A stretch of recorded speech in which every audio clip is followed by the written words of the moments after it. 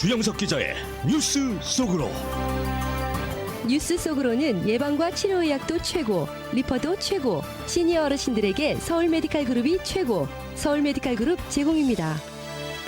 오늘은 광복 78주년이 되는 날인데 1945년 당시 2차 대전을 끝낸 공격인 미국의 일본에 대한 두 차례 원자폭탄 투하가 올바른 결정이었는지 논쟁이 계속되고 있습니다. 이번 주 시장은 내일 수요일과 모레 목요일에 관심이 집중될 것으로 보이는데 이 7월 FOMC 의사록 공개와 또 최대 소매업체인 월마트의 실적 발표가 잇따라 예정돼 있기 때문입니다. 이제 관심은 9월에 열리게 될 FOMC에서 연준이 금리 동결로 갈 것인지 여부에 쏠리고 있습니다. 시장에서는 7월 CPI와 PPI가 발표된 지금 금리 동결이 여전히 유력한 것으로 보고 있습니다. 주영석 기자. 안녕하십니까.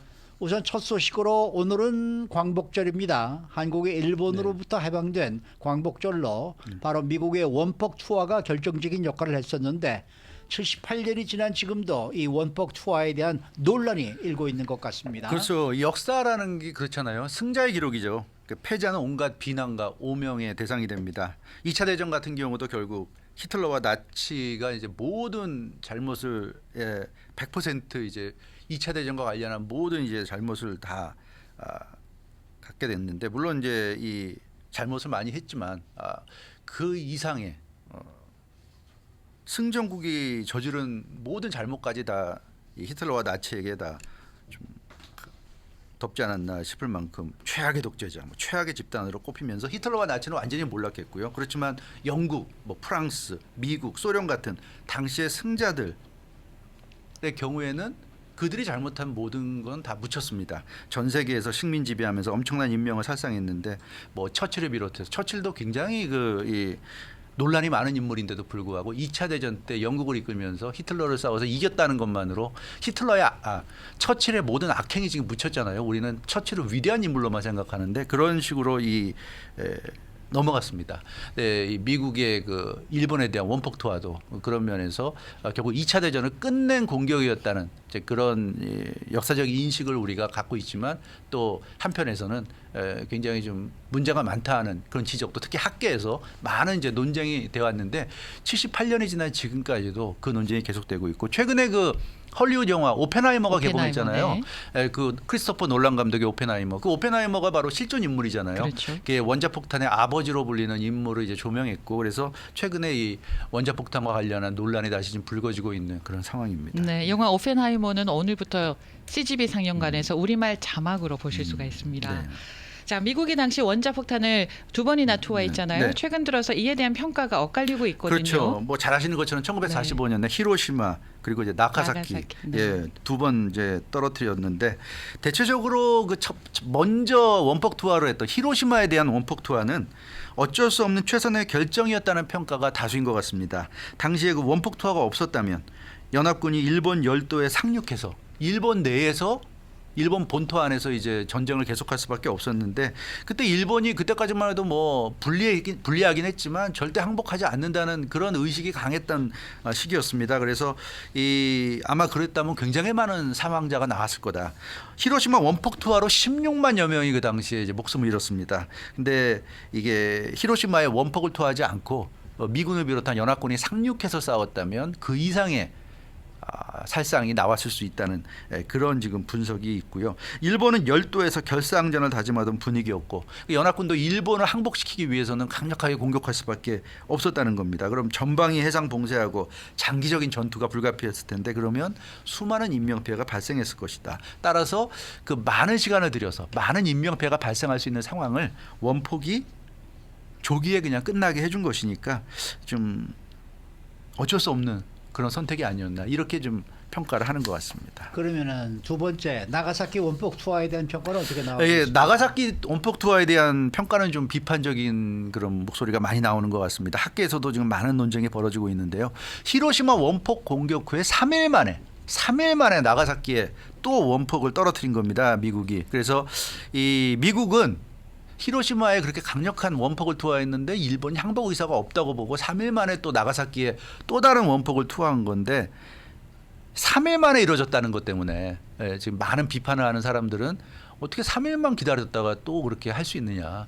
정말 일본이 항복할 의사가 있었는지 없었는지 3일 만에 판단할 수 있는 거냐. 이제 이런 점 때문에 비판이 많이 나오고 있고요. 그래서 나가사키 2차 투하에 대해서는 지금 많은 논란이 지금 일고 있습니다. 네, 포츠담 회담이 7월 26일에 나왔는데 그때 일본에게 항복을 하라고 했는데 네, 일본이 그쵸. 그걸 묵살을 했거든요. 네, 맞아요. 그래서 일본이 항복할 때까지 원폭을 터뜨리겠다. 네. 일본이 그랬는데 결국 이제 2차례 원폭을 네. 투하를 했습니다. 그때 원폭 2개밖에 못 만들었었어요. 아하, 네, 그랬군요. 자, 그런데 수정주의 역사학자가 보면은 네. 나가사키 원폭 투하는 필요하지 않았다, 네. 불필요한 공격이었다 이런 얘기가 많이 하더라고요. 네, 하고 있어요. 네. 그 대표적인 학자가 그 하세가와 스요시, 일본계 미국인입니다. 일본계 네. 미국인 역사학자, 그러니까 미국 역사학자인데 이제 일본계죠. 이분이 2차 대전 원폭을 연구했는데 본인의 이제 일본 출신이다 보니까 일본의 핏줄이 있다 보니까 그 아무래도 관심이 많았겠죠. 그래서 연구를 수십 년 해서 지난 2019년 종전의 설계자들이라는 책을 출간했는데 여기서 나가사키 원폭을 강하게 비판했어요. 그러니까 일본의 무조건 항복이 나가사키 원폭 이후에 이제 이루어졌기 때문에 네. 지금 이제 미국 쪽에서 주장하는 건 나가사키까지 원폭을 투하했기 때문에 일본이 네. 항복한 거다. 이제 이런 주장인데 이분은 하세가와 스요시 이 역사학자는 그렇지 않다고 지금 얘기하고 있습니다. 일본의 무조건 항복은 원폭 때문이 아니라 소련의 참전 때문이었다. 이렇게 지금 주장하고 네. 있어요. 그러니까 소련이 당시 일본에 대해서는 중립이었습니다. 네. 독일과는 싸웠지만 일본에 대해서는 중립이었고 그래서 1945년 그 8월 9일 나가사키의 원폭이 떨어지기 전까지 중립이었다가 8월 9일 날 일본령인 만주를 침공하면서 남하했죠. 그때부터 이제 8월 9일부터 소련이 일본을 상대로 이제 전쟁을 벌인 겁니다. 근데 바로 그날이 나가사키의 원폭이 투하된 날이에요.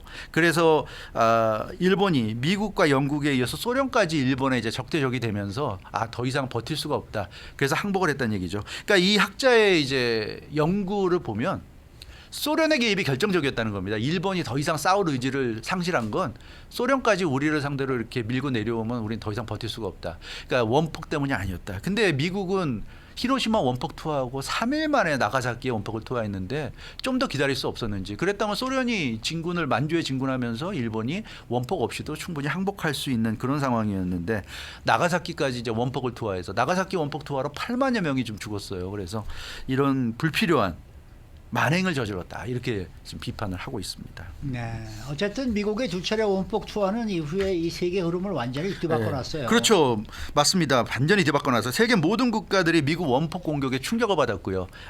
원자폭탄이 얼마나 위력적인지를 체험을 했고, 그러니까 주요 국가들이 일제히 원자폭탄 개발에 나섰습니다. 수소폭탄, 뭐 중성자탄 이런 각종 강력한 무기를 개발했고, 핵무기 강국인 미국과 소련으로 나뉘면서 냉전 시대가 돌입을 하게 됐고요. 상호 확증 파괴가 중요한 전략이 됐습니다. 이게 뭐냐면 이 상대가 원자폭탄이나 수소폭탄으로 우리를 공격하면 우리도 똑같은 원자폭탄, 수소폭탄으로 대응한다. 강대국 사이의 이제 논리죠. 네, 그러다 보니까 어떻게 되냐면 서로가 강력한 이런 원자폭탄, 수소폭탄 무기가 있지만 상대를 공격을 못하는 겁니다. 공격했다가는 공격을 받게 되니까 서로 대신에 치열한 이제 군비 경쟁을 벌이면서 계속 원자폭탄, 수소폭탄을 이제 확보하는 그런 경쟁에 돌입했고요. 그래서 세계 강국들은 직접 싸우지 못합니다. 왜냐하면 무서우니까. 혹시라도 원자폭탄 터질까봐 무서우니까. 그래서 대리전 양상으로 바뀌게 됐다는 거. 그러니까 우리가 잘 알다시피 뭐 중동의 이라크 전쟁, 뭐 시리아 전쟁, 아프가니스탄 전쟁, 우크라이나 전쟁 이런 게 전부 다 사실은 미국과 뭐 러시아의 대결 내지는 이런 강대국들의 대결인데 결국 이렇게 대리전처럼 약소국에서 대리전을 치르는 양상으로 바뀌는 이런 식이 된 것도 결국 원자폭탄의 개발 때문이고 아무튼 그 후에 지구의 역사를 완전히 바꾸는 그런 두 번의 원자폭탄 공격으로 지금까지 기억이 되고 있습니다. 네.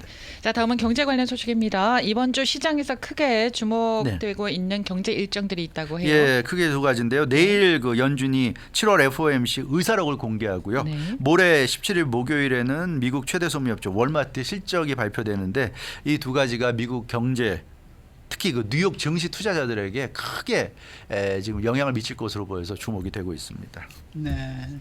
그런데 이 FOMC 의사록 공개 네. 시장에 관심이 높은 이유는 뭡니까? 이미 우리가 알고 있죠. 7월 FOMC에서 0.25%포인트 금리 인상했잖아요. 그러니까 결과는 알고 있지만 그 과정을 지금 알고 싶은 거고요. 특히 어떤 의사록이라는 게 이제 회의록입니다. 그래서 이 7월 FOMC 때 그 위원들끼리 어떤 얘기를 주고받았는지를 우리가 알 수 있는데 그걸 보면 9월 FOMC 다음 FOMC가 이제 9월이 열리잖아요. 9월 네. FOMC 때 금리 인상을 할 건지 동결할 건지를 우리가 알 수 있다는 점에서 이 의사록 내용이 관심의 대상이 되고 있습니다. 네, 그러면은 그 월마트의 실적 네. 발표가요. 어떤 면에서 시장의 관심이 네. 큰가요? 뭐 기업 실적 발표가 지금 계속되고 있잖아요. 네. 이미 뭐 그 은행권이라든가 빅텍이라든가 네. 전기차라든가 관심 대상인 종목들은 모두 2분기 실적 발표를 끝냈고요. 이번 주에 이제 월마트를 비롯한 소매 업체들의 실적 발표가 줄을 잇게 되는데 소매 업체들의 실적 발표가 중요한 이유는 소비자들의 소비력을 알아볼 수 있기 때문이죠. 그러니까 소매 업체들이 얼마나 2분기에 실적을 올렸는지 또는 네. 손해를 봤는지에 따라서 소비가 활발했다, 주춤했다는 걸 알 수 있고요. 미국 전체 경제 활동의 4분의 3 이상이 소비입니다. 네, 그렇기 때문에 역시 소비가 미국 경제를 좌우하는 중요한 요소고 따라서 인플레이션이 둔화되는 흐름 속에서 소비가 어떤 흐름을 보이고 있는지 판단할 수 있다는 점에서 주목받고 있습니다. 아무래도 지금 시장의 관심은 연준이 금리 인상을 끝냈는지 완전히 끝냈는지 여부가 가장 네. 궁금할 것 같은데 네. 어떻게 지금 예상들 하고 있나요? 네, 뭐 지금 그 7월 FOMC 종료 이후에 각종 경제 지표가 나왔죠. 6월 그 개인 소비 지출 물가 지수 PC가 나왔고 또 7월 고용 동향 나왔고 7월 CPI, PPI가 나왔고요. 또 뭐 오늘까지 계속해서 지금 나오고 있습니다. 그래서 이런 주요 경제 지표들이 대체적으로 뭐 인플레이션의 둔화 추세를 가리키고 있어요. 물론 7월 PPI가 6월 PPI보다 조금 더 오르긴 했지만 시장 전망치보다는 낮았습니다. 네, 그렇기 때문에 전체적으로 봤을 때 연방준비제도가 추가 금리 인상하는 일 없이 동결로 가지 않겠는가 그렇게 지금 낙관하는 분위기가 강한 것 같습니다. 네. 네. 그런데 과연 연준이 생각하는 경제 상황하고요, 시장이 생각하는 경제 상황하고 이게 같이 갈런지 아니면 서로 너무 네. 상반될지는 잘 그거는 모르겠습니다. 그렇죠. 아직도 연준의 그 강경한 주장을 펴는 사람이 분명히 좀 있단 말이에요. 그런 예. 면에서 과연 시장의 생각과 연준의 생각이 같을지 동상이몽일지 이런 건 네. 우리가 두고 봐야 되겠습니다. 7월 FOMC 의사록을 그래서 시장이 기다리고 있어요. 우리는 분명히 이럴 것 같은데 저 사람들은 또 다르게 생각하고 있나? 그걸 이제 내일이면 알 수 있기 때문에 주목하고 있습니다. 그리고 월가 전문가들 같은 경우는 대부분 그 최근 인플레이션 둔화 흐름을 감안해서 금리 인상이 이제 끝났다고 생각하고 있고요. 예. 금리 동결 국면에 접어들었다고 판단하고 있습니다. 근데 이제 일부 전문가들 경우에는 연방준비제도가 인플레이션의 싹을 아예 완전히 잘라버리기 위해서 아직 뭐 지금 CPI, PPI 나온 거 보면 3%, 3.0%, 뭐 3.1% 이러니까 2%가 연준이 생각하는 이상적인 목표니까 조금 미흡하단 말이에요. 그런 면에서 지금 동결하기보다 한 번 정도 더 0.25%포인트 더 올리면 완전히 좀 싹을 잘라버릴 수 있지 않겠는가 그런 생각을 해서 한 번 정도 쐐기를 박는다는 차원에서 한 번 정도는 더 금리 인상할 수도 있다 이런 예상을 하는 전문가들도 일부 있습니다. 근데 금리 선물 시장 그 시카고 상업거래소 패드워치는 이제 연준이 어떻게 이제 그 정책을 펴나갈지를 예측하는 거잖아요. 네. 여기에 보면 지금 금리가 더 오를 가능성을 32.5% 정도로 보고 있습니다. 그러니까 금리가 오르지 않을 가능성이 한 68% 정도라고 보고 있고 지금은 아마 이게 아마 한 하루 이틀 전의 수치고 오늘은 80%가 넘은 것으로 알고 있는데 89%까지 오른 것으로 알고 있는데 굉장히 그 시카고 상업거래소에서도 금리 동결 가능성을 높게 보고 있습니다. 지금 기준금리가 5.25%에서 5.5% 사이잖아요. 네, 그렇기 때문에 여기서 더 올리게 되면 이제 6%를 바라보게 되는데 그건 너무 좀 지나치다고 보는 것 같습니다. 그래서 기준금리는 이 정도면 됐고 당분간 동결하면서 좀 상황을 관망하지 않을까 이런 예상이 좀 지배적인 것 같아서 물론 뭐 내일 FOMC 7월 FOMC 의사록이 공개돼야 더 자세한 거를 정확히 알 수 있겠지만 지금으로서는 역시 금리 인상은 끝났다. 이런 쪽의 해석이 우세한 것 같습니다. 오늘 아침에 또 7월 소매 판매가 또 굉장히 또 좋은 걸로 지금 나오면서 그건 그렇죠. 네. 지금 또 뭐 뉴욕 중부시장이 마구 지금 떨어지고 있거든요. 있고, 네. 이게 또 혹시라도 또 금리를 또 올리지 않을까 하는 그런 이제 생각들을. 근데 이제 8월이 되면 또 이제 7월 그 뭐 고용 지표나 CPI 나오고 PPI 나오니까 뭐 어떻게 될지 몰라요. 그거까지는 우리가 좀 봐야 될 것 같아요. 봐야 될것 같아요. 9월이 돼야지 이제 FOMC가 열리니까 그래서 9월 초에 이제 8월 CPI까지 나오고 하니까 근데 지금 최영호 앵커 말씀하신 대로 경제 지표가 좀 시장이 볼 때 좋은 것도 있고 지금 말씀하신 대로 또 소비가 너무 잘 되고 있다 이런 또 안 좋은 것도 있고 하니까 이런 걸 좀 두고 봐야 될 것 같아요. 소비가 좋은 거는 약간 돌출적인 듯한 느낌도 들긴 드는데 이게 과연 계속 좋은 흐름세를 유지할지 그러면 연준은 금리 인상으로 갈 가능성이 있죠. 네. 예, 그런 맞아요. 점은 저는 우리가 금리 인상 쪽으로 갈 때 아. 싶습니다. 0.25%. 한 번 정도 더 할 것 같아요. 한 번 정도 올리겠다. 네. 왜냐하면 8월, 9월 막 새학기 되고 그러면 돈을 좀 많이 쓰고 그래서 지난 1년 동안에 우리가 조금 이 경제 수치 쪽에 상당히 전문가가 됐다고 생각이 들지 않으세요? 그렇죠. 좀 눈에 보이는 게 있어요. 난 도대체 제가 어떻게까지 이렇게까지 사람이 바뀌었나 이런 생각이 들 근데 정도로 한 번 더 한 번 더 올려도 기준금리가 6까지는 안 가죠. 5.2에서 5.5니까 네. 5.5에서 5.75란 말이에요. 그러니까 한 번 정도는 더 올려도 네. 되고 두 번 올리면 그거는 좀 6까지 부담되네요. 가니까 상징적인 의미가 굉장히 너무 커지니까 네. 맞아요. 한 번 정도까지는 충분히 정도는? 가능성이 있다. 우리가 이 점쟁이들도 아니고 우리 1달러 네. 내기 할까요? 네. 네. 수고 많으셨습니다. 주영석 기자였습니다. 뉴스 속으로는 예방과 치료의학도 최고, 리퍼도 최고, 서울 메디칼 그룹 제공이었습니다.